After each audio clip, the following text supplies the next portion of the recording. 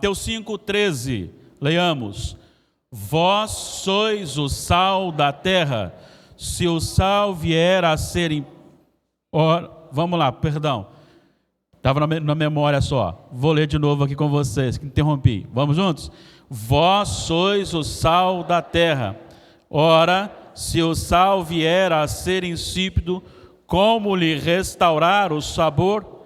Para nada mais presta, senão para, lançado fora, ser pisado pelos homens. Muito bem. Hoje o nosso tema é uma vida útil na terra. Uma vida útil na terra. Nós temos aqui na introdução do Sermão da Montanha, Jesus afirmando aquilo que o Filho de Deus é. Então as bem-aventuranças é a essência do crente. E não é só uma das bem-aventuranças. O crente deve trabalhar, desenvolver o seu coração para que ele seja todas as bem-aventuranças faladas, ensinadas por Jesus aqui.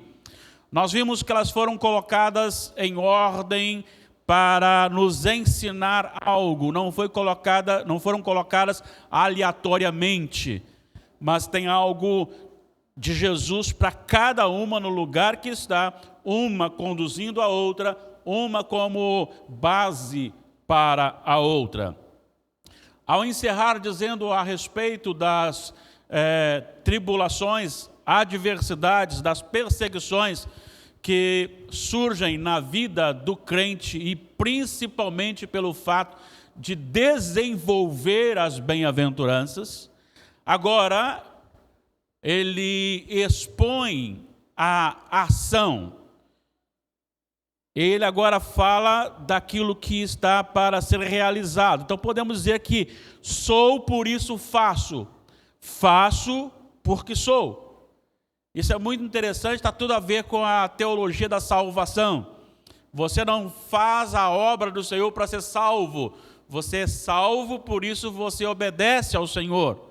Da mesma forma, você não obedece ao Senhor porque você, para alcançar alguma coisa de Deus, quando você faz alguma coisa sem ser, isto é hipocrisia e Deus conhece o coração. Por isso tem que partir do coração aquilo que você vai realizar. E ele expõe e faz aqui uma metáfora do sal. Vós sois o sal da terra. Iremos trabalhar isso aqui de uma maneira um pouquinho diferente. Nós já ouvimos muitos estudos, muitos sermões relacionados à figura do sal, aquilo que o sal faz, aquilo que o sal opera, como ele opera. E é realmente isto para a nossa sociedade. Sendo assim, sabendo que você já sabe, entende bem a função do sal, e isso é comparado ao crente, eu quero levá-lo a pensar em algo mais do que simplesmente os princípios do sal serem aplicados na vida do crente. Eu quero, de maneira mais prática, conduzi-lo a algumas coisas importantes para que saibamos vivenciar aquilo que Deus propôs para nós. Primeiro, uma definição. O sal aqui são justamente os filhos de Deus, né? Vós sois o sal da terra. A terra aqui não tem a ver com a terra física, mas a humanidade corrompida, portanto, os não crentes. O que fazer então como sal? Não acredito que Jesus está chamando a igreja para se levantar numa postura pró ou contra autoridades políticas, manifestos, a igreja ir para lá defender A, B ou C. Eu não entendo o chamado de Jesus para ser sal, não como uma denominação se autodeclarando publicamente isso ou aquilo. Na visão aqui, é muito mais a igreja como essência, vivendo dia a dia os princípios do reino dos céus. é muito mais do que você gritar algo, é você viver algo. Ser identificado, sim, pela sua palavra, mas muito mais pelas suas ações, pelo seu jeito de ser, pelo seu caráter. Caráter firmado, caráter voltado para aquilo que vem dos céus. Os princípios que são de Deus, sem serem alterados, muito embora a cultura seja modificada. Muito embora a cultura seja mudada. E mudar com a cultura só naquilo que é apenas cultural, que não tem a ver com o pecado, tudo bem.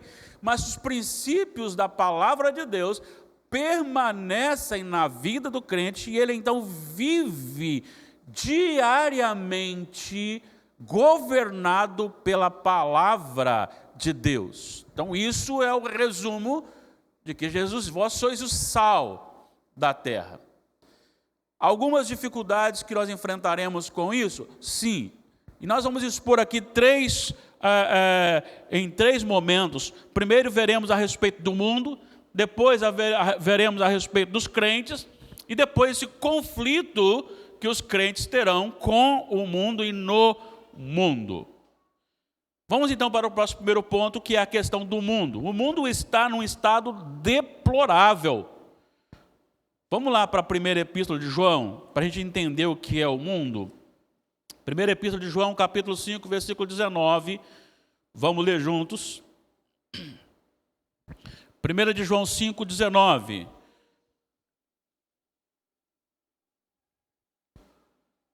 Vamos ler? Sabemos que somos de Deus e que o mundo inteiro jaz no maligno. Eu queria que você pensasse bem nessa expressão, na parte B do versículo. O mundo inteiro jaz no maligno. O maligno também é declarado na Bíblia como o príncipe da potestade do ar, como aquele que lidera os filhos da desobediência.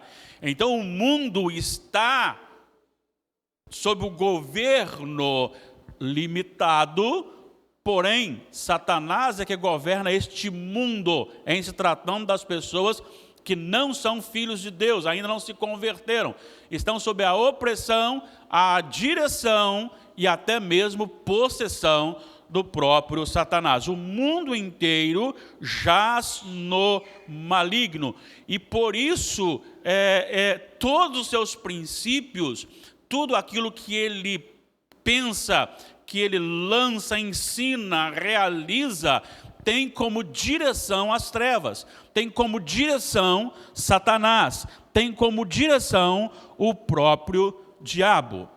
Qual que é a função do diabo, segundo o Senhor Jesus disse em João 10, 10? Vamos lá? João 10, 10. Olha só o que Jesus disse de Satanás. Vamos ler? O ladrão vem somente para roubar, matar e destruir. Eu vim para que tenham vida e a tenham em abundância. Vamos pensar de trás para frente. Já começa aqui uma contraposição. Enquanto o Senhor Jesus vem para que tenhamos vida abundante, o inimigo tem um princípio estabelecido e é regido, então esse princípio é regido por roubar, matar e destruir. Esta é a essência das trevas, esta é a essência do mundo, é isto que o mundo é. E por isso está cada vez mais deplorável. A natureza do mundo é fazer sempre o que é contrário à palavra de Deus. Começou no jardim do Éden. Olha só o que disse a serpente a Eva. Deus disse que você pode comer de tudo. Ah, não, tem uma que não pode comer. É mais ou menos, e por que não pode comer de uma? Olha só, na verdade, ele está querendo privar você de ser igual a ele. E aí, então, Eva come, Adão come, entra o pecado e começa agora as ações contrárias à vontade de Deus. Ontem, lá na nossa congregação, no discipulado de ontem, nós estudamos sobre a Torre de Babel. E lá na Torre de Babel, nós falamos sobre a identificação com o Jardim do Éden. A questão de querer parecer-se com Deus, olhar, gostar da terra, gostar da planície, dizer que vamos construir, nós vamos construir algo que vai até o céu, vai fazer notável o nosso nome, e nós não vamos obedecer a Deus em sair e espalhar pelo mundo. Vamos ficar todo mundo aqui. Então, o mundo gira desta forma, o mundo prega dessa forma, o mundo corre desta forma. E aqueles que seguem têm sede por fazer o que é contra a palavra de Deus. Romanos 3, a partir do 10. Romanos 3, a partir do 10.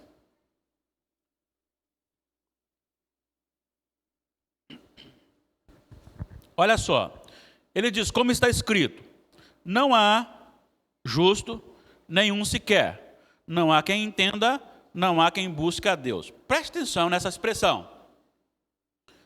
Não há quem antes entenda. O que isso tem a ver com trevas e luz? Filho das trevas e filho da luz. É só você, segura o texto aí que eu vou aqui e já volto. 1 Coríntios, capítulo 2, versículos 14 a 16. Ora, o homem natural não aceita as coisas do Espírito de Deus, porque eles são loucura, e não pode o quê? Entendê-las. Não pode entendê-las, porque elas se discernem espiritualmente. Vamos voltar então para o nosso texto de Romanos 3. Então nós lemos no versículo 11 que não há quem entenda. Não há quem entenda, não há quem busque a Deus. Agora preste atenção. Todos se extraviaram. Extraviar é se perder. E tem uma coisa interessante sobre extraviar e perder, e de vez em quando, Damares, nos lembramos disso. Nós tínhamos acabado de chegar lá em Lajinha para pastorear a Igreja Presbiteriana do Centenário, em 2004. E nós temos lá uma cidade de amizade, graças a Deus por isso. Mas tinha um irmão da igreja que ele é assim, bem, muito chegado a gente, né? E faleceu o reverendo Cecil. O reverendo Cecil foi quem me batizou no meu nascimento.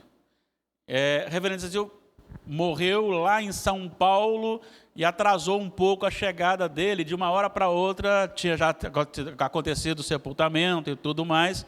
O irmão chegou na minha casa e disse assim, sem mais nem menos assim, pastor, ou ele se extraviou no caminho, ou parou para dormir.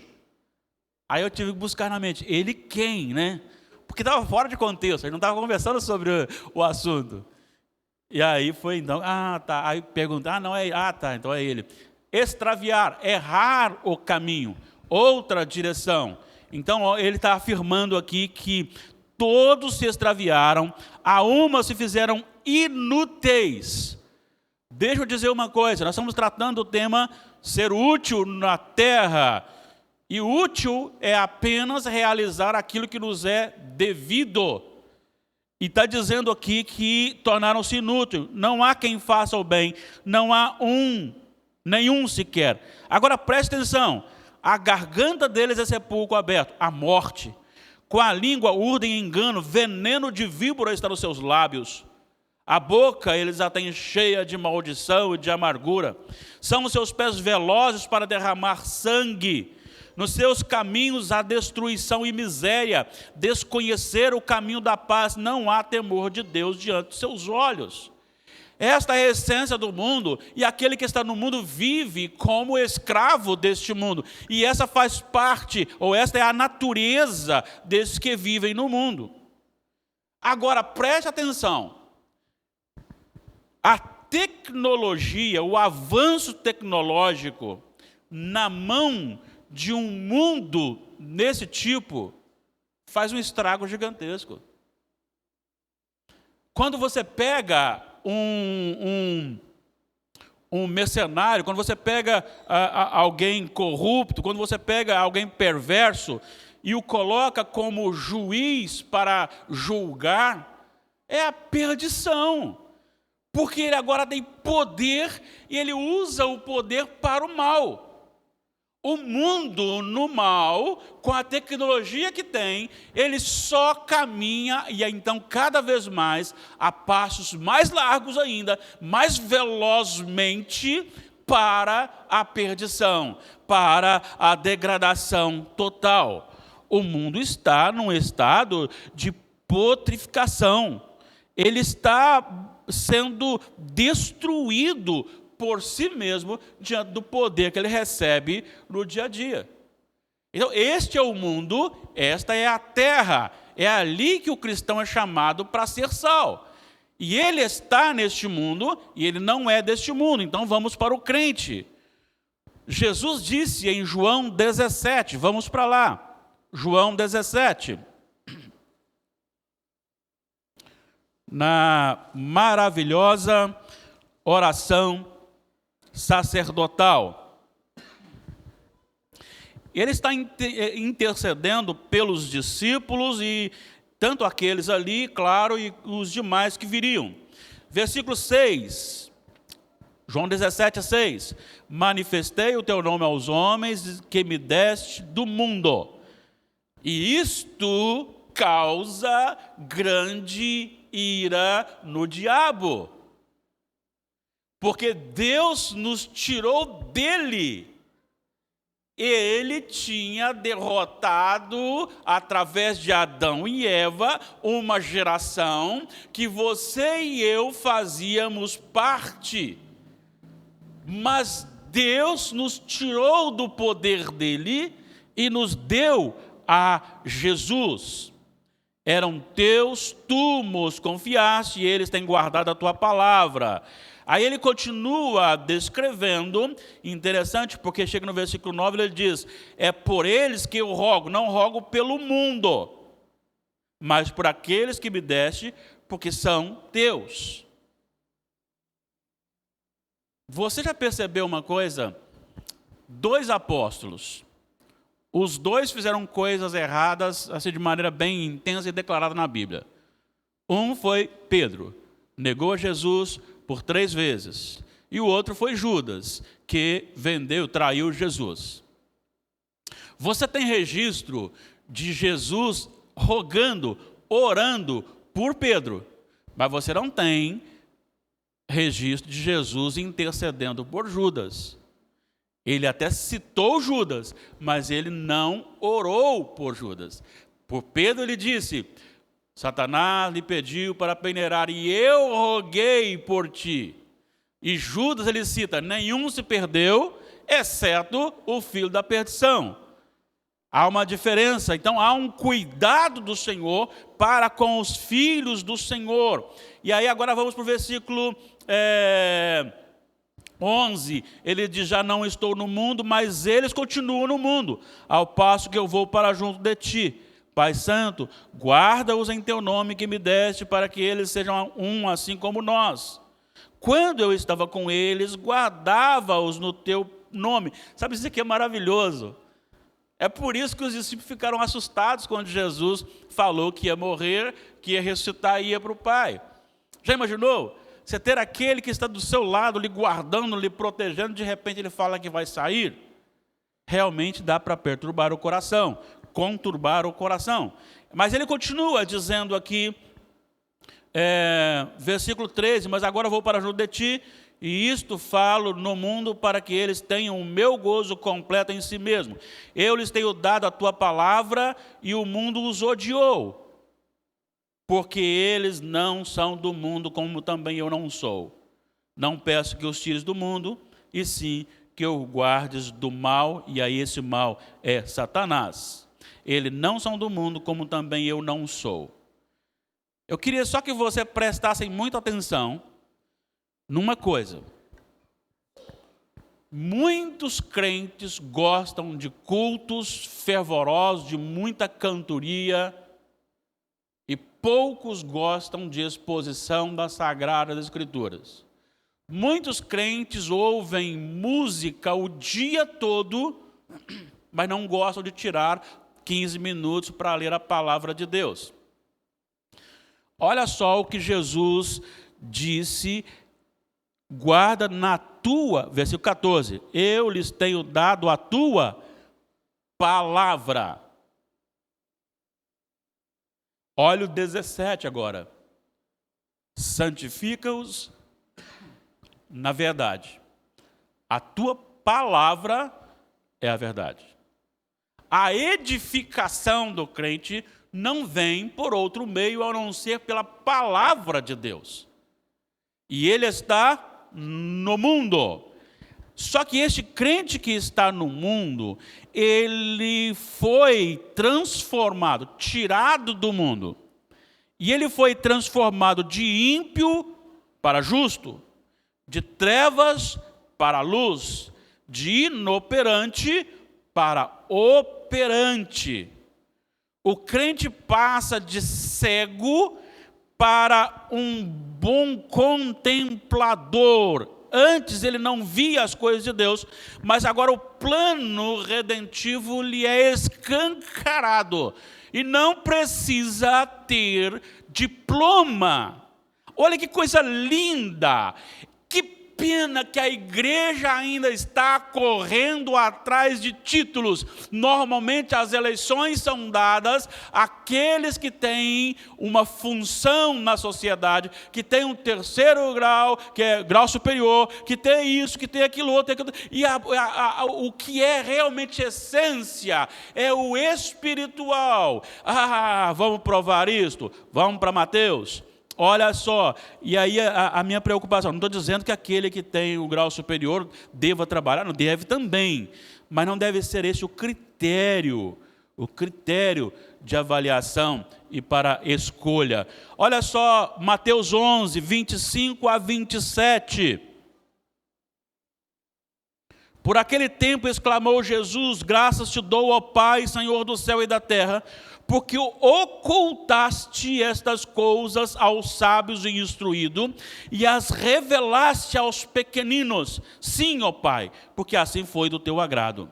Tudo me foi entregue por meu Pai. Ninguém conhece o Filho senão o Pai, ninguém conhece o Pai senão o Filho, e aquele a quem o Filho quiser revelar. E o Filho resolveu escolher na humildade e revelar na humildade. É por isso que você tem muito na história passada, lá da minha região, por exemplo, mais do interior, aqui também em tempos passados, plantadores de igreja que aprenderam praticamente a ler a Bíblia, mas que tinham conhecimento da palavra de Deus, vida com Deus, autoridade do Senhor, no Senhor, e por isso eram plantadores de igrejas. Reverendo Ciro Tavares, saudoso reverendo Ciro Tavares, no início de seu pastorado, ele pastoreou um campo de 70 quilômetros, com 5 igrejas e 12 congregações. Ele saía de bicicleta na quarta e só retornava para casa na outra quarta ou quinta, quando retornava. E ele dizia o seguinte: teve um ano que eu batizei quase 100 pessoas. Só que tinha uma coisa, ele chegava na igreja ou congregação e o presbítero falava assim: ô pastor, hoje tem 10 para batizar aqui, hein? Aí chegava na outra: tem 3 para batizar aqui, hein? E eram pessoas simples, que não tinham muito conhecimento, no sentido, não tinha muito estudo, não tinha frequentado muita escola, mas tinha muito conhecimento de Deus. Então o crente não é aquele, deve estudar, tá? Você deve fazer cursos, quanto mais você puder fazer, melhor é. Mas não estou dizendo que isso vai lhe colocar como mais crente, mas é aquele que está na palavra, aquele que foi transformado. Este consegue enxergar aquilo que o homem doutor e o mais inteligente não consegue entender, porque a questão espiritual, ela não vem pela capacidade de interpretação de texto. É por isso que eu luto muito para que o nosso estudo, o nosso sermão, seja eu pregando, seja outro pregando, não vire apenas uma bela interpretação de texto. Não seja um sermão homileticamente perfeito, mas que tenha poder de Deus. Esta é a essência.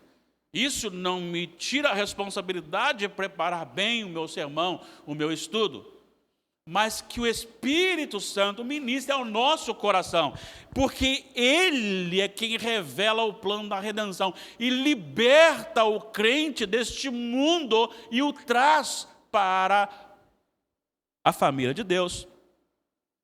O crente na conversão, ele é levado de volta ao princípio.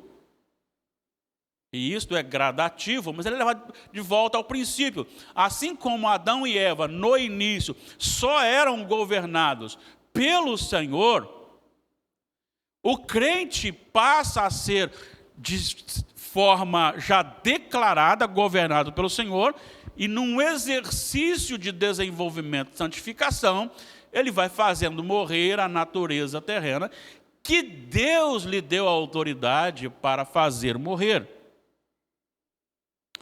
O crente, ele é não só recriado, mas ele é também habilitado. É Deus que efetua em você o querer, é Deus que efetua em você o realizar. Mas você quer e você realiza. Não é uma questão assim, eu não quero ser crente, mas sou obrigado a ser crente, porque Deus nos chamou. Não. Tenho dificuldades? Pode ter. Tem dia que estou desanimado? Pode ter. Mas há também no coração do crente, na maioria das vezes, alegria. Querer o Senhor, fome de Deus. Desejo de estar na presença do Senhor. Se isso não é diário na nossa vida, tem alguma coisa errada. Tem uma coisa errada. O crente tem como farol de sua vida a palavra de Deus. Ela é a única regra de fé e prática. O crente pode até achar alguma coisa, mas nem interessa o que ele acha ou deixa de achar. O que determina a sua vida é o que a Bíblia diz, e não o que ele acha. Ah, eu acho que deveria ser assim. Não interessa se eu acho que deveria ser assim. Se a Bíblia diz que não é assim, não é assim. Agora, como eu vou ser dominado se eu tenho a Bíblia como única regra de fé e prática, se eu não a conheço? Para isso, o crente precisa conhecer a palavra de Deus. Sabe de uma coisa que sempre me traz assim um desejo enorme? É quando eu leio, ou ouço, ou me lembro dos nossos amados irmãos, às vezes até criticados, puritanos. Os puritanos eram muito parecidos com a igreja primitiva. A igreja atual está equivocada, achando que a reunião de casa em casa era para comer, mas não era para comer, não. A reunião de casa em casa era para estudar a palavra de Deus. Não é pecado você fazer um lanchinho lá, não, mas não é isso, não. O alvo, o centro, não é isso, não. Os puritanos terminavam o sermão do domingo, na segunda-feira, os homens se reuniam para discutir o sermão do domingo.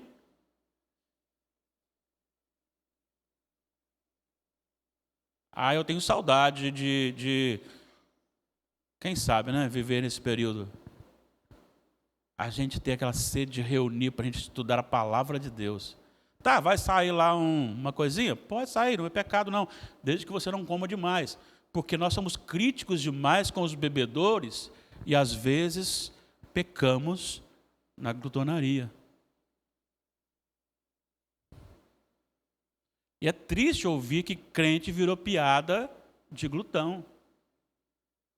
Tem um famoso aí, ímpio, terrível, que é de origem evangélica, ele aproveita a sua origem para fazer chacota dos crentes. Para falar que crente come demais. Cuidemos disso. A reunir para estudar a palavra de Deus juntos. Para discutir a palavra de Deus. Para conhecer a palavra de Deus. Para entender a palavra de Deus. Se ela é a única regra de fé e prática, eu tenho que me esforçar, eu tenho que buscar conhecer a palavra de Deus. O crente é um ser recriado, sua nova natureza pende para as coisas do Espírito. Recentemente eu estava lendo um livro, e aí o autor dizia: quando a sua natureza começar a levantar a voz, mande ela calar a boca. Não há lugar para a velha natureza na vida do crente. Tem que dizer para ela: fique no seu lugar. Cale essa boca. E por ser o crente santo, separado, habilitado, recriado e habilitado para viver os princípios de Deus e ser um mundo totalmente contrário, é aí que entra a questão de ser o sal da terra. Tem um conflito. O crente é recriado para os princípios de Deus. O mundo jaz do maligno.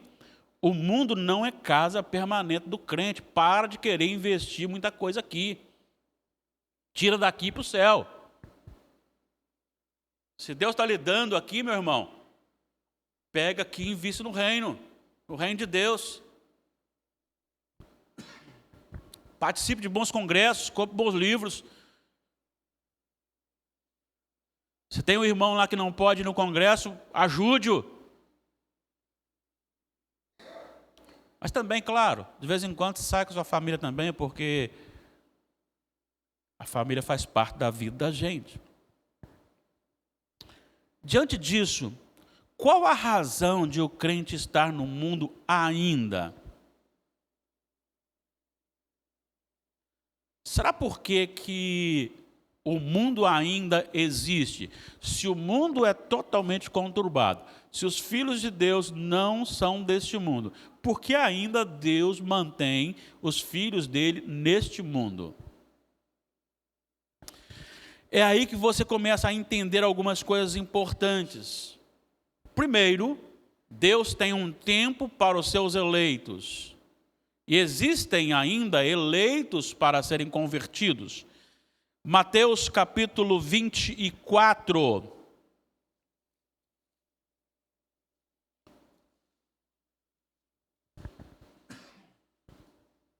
Mateus 24, 14.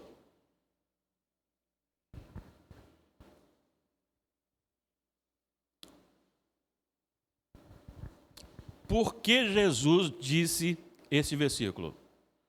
E será pregado este evangelho no reino por todo o mundo. E aí então, mundo, etnias, para testemunho a todas as nações, então virá o fim. Primeiro, que Deus tem eleitos em cada etnia. Como eu provo isto? Apocalipse 5, versículo 9. E entoava um novo cântico, dizendo: digno és de tomar o livro e de abrir os selos, porque foste morto e com o teu sangue compraste para Deus os que procedem de toda tribo, língua, povo e nação. Você já imaginou que lá na Nova Terra não haverá lugar só para os judeus cristãos, não só para os brasileiros cristãos, mas nós encontraremos lá também, aqueles que se converteram entre os ciganos, aqueles que se converteram entre os índios, aqueles que se converteram lá nas tribos africanas, orientais, qualquer lugar. etnias diferentes, haverá pessoas de tudo, e cada um, creio eu, com o seu modo.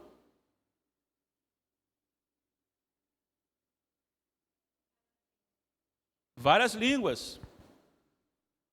Várias línguas. Será pregado. Então, há eleitos para serem salvos. Enquanto não alcançar esta pregação em todas as etnias, não virá o fim. Mas também não é só isso. Existe também a medida da ira de Deus, da iniquidade, melhor dizendo. Deus estabeleceu, tudo tem o seu tempo e tem a sua medida. Se ainda não acabou, não acabou porque a iniquidade não chegou no momento que Deus determinou lá na eternidade, quando ele diz, quando chegar nesse nível, meu filho volta e julga a terra. E esse exemplo está lá em Gênesis 15, quando o Senhor disse para Abraão, sua geração irá e ficará 430 anos cativas no Egito. E diz que para se levantar alguém, primeiro teria que chegar a medida, ainda não chegou a medida da iniquidade, do amorreu, do cananeu. Gênesis 15. Agora, dentro dessa perspectiva, o sal é o oposto daquilo que nós pregamos sobre a preservação da carne. A carne, naturalmente, ela contém aquilo que vai lhe promover a deterioração. Agora, quando o sal encosta, ele encosta como alguma coisa oponente, como algo diferente. Então, para mim, ser sal é muito mais do que simplesmente uma preservação. Ser sal, para mim, significa ser totalmente diferente. Todos os agentes nessa carne sem Jesus estão promovendo a destruição, a decomposição da carne, mas o Filho de Deus é regido pelos princípios celestiais, e esses princípios celestiais são contrários a esses agentes, não se misturam.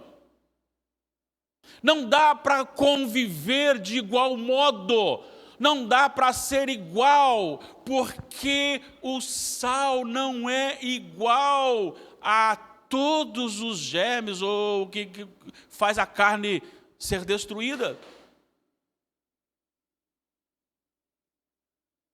O crente precisa, tem por natureza ser diferente. E ser diferente não é colocar um crachá, eu sou cristão, eu sou diferente. Não é isso. É algo da essência. E não vem daqui,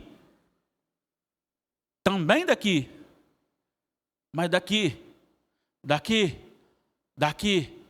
e daqui. Tudo é diferente. O olhar do crente é diferente. O ouvir do crente é diferente. O falar do crente é diferente.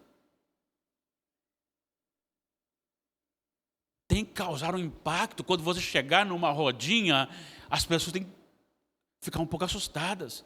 E não lhe chamar para uma roda de piada pornográfica, imoral.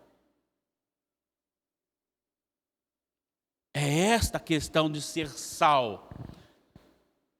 Claro que o mundo ainda não foi destruído, porque a igreja está nele, lógico.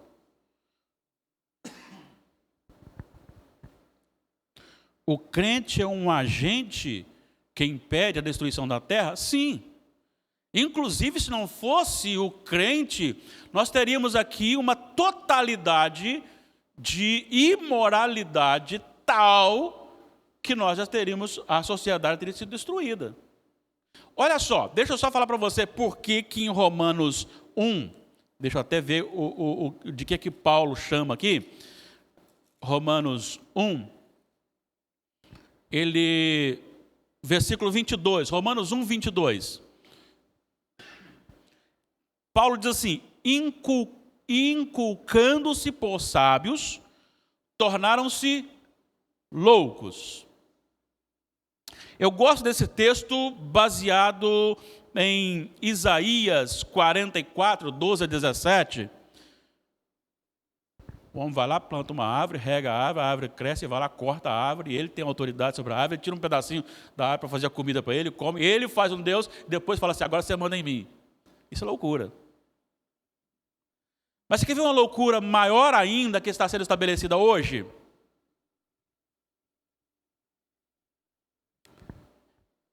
É que se você agredir um cachorro e matá-lo, você vai para a cadeia sem fiança. Mas você é incentivado a praticar o aborto. Eu acho que a primeira parte está boa também. Não matar os animais. Mas o problema é a segunda parte. Guarda-se os animais e mata-se os bebês no ventre.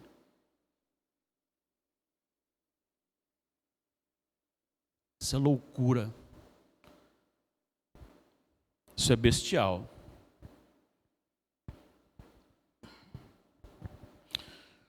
O crente age como inibidor da imoralidade, onde e quando ele chega à vergonha de continuar o que se estava falando ou fazendo. Deveria ser assim. Assim como o sal que age na carne há um conflito, há um atrito, a vida do crente no mundo também deveria fazer isso.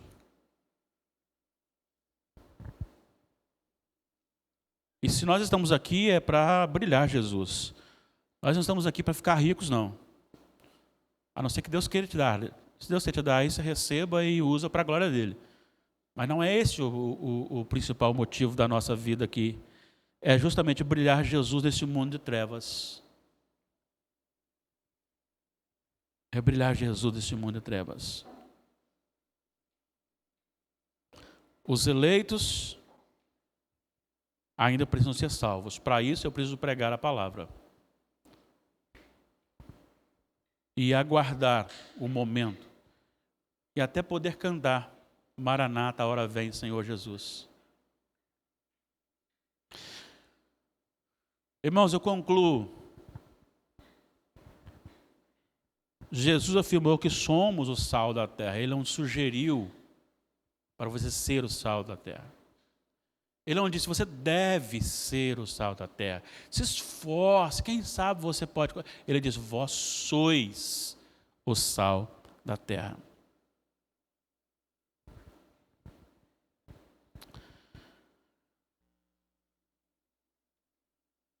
Ser sal significa ser diferente.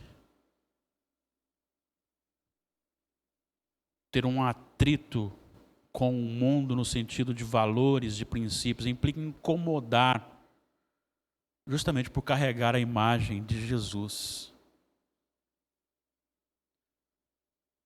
Paulo fala que o anticristo, ele odeia a tudo o que é Deus ou de Deus.